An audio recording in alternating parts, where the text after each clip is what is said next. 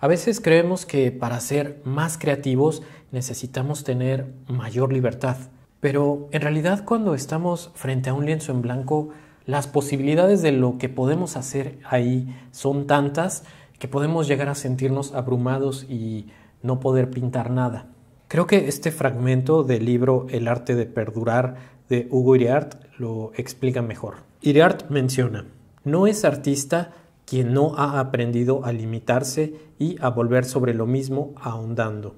Vermeer es gran artista porque aprendió a limitarse. Sabía muy bien de qué tamaños debían ser sus cuadros, con cuáles temas, con qué tipo de colorido y temperatura. Es decir, sabía qué era lo que no debía intentar y lo aceptó con humildad. Solo eso le era dado, pero eso era suyo. Y es que esa es la cosa. Las pinturas de Vermeer son bastante similares, para empezar, por ejemplo, en tamaños, ¿no? Casi todas miden 50 por 40 o 50 por 45 centímetros. Por supuesto, tiene un par que son más pequeñas, de 20 por 25, y tiene una o dos que llegan a medir 1 metro 20. Pero en general, toda su obra está pintada en la misma escala. También, salvo un par de retratos donde el encuadre es más cercano y un par de vistas de la ciudad de Delft, la mayoría de sus pinturas describen a personajes dentro de habitaciones. Sus colores son muy similares, pero no me refiero a los colores que tenía en la paleta, sino cómo los trabajaba. La mayoría de sus pinturas están trabajadas en tonos grises, con pequeñas zonas en las que acentúa algún color, por lo general los primarios, azul, amarillo o rojo. Las temáticas que aborda también son bastante claras. Sus pinturas tratan sobre las costumbres y las relaciones interpersonales de la Holanda del siglo XVII. Y el tener bien definidos estos límites le permitieron explorar y potenciar su capacidad artística y expresiva. El punto es que cuando estamos planeando una nueva pintura, las posibilidades de lo que podemos hacer son tantas. Los materiales, el tamaño, los temas. Y yo sé, se nos antoja hacer todo, ¿no?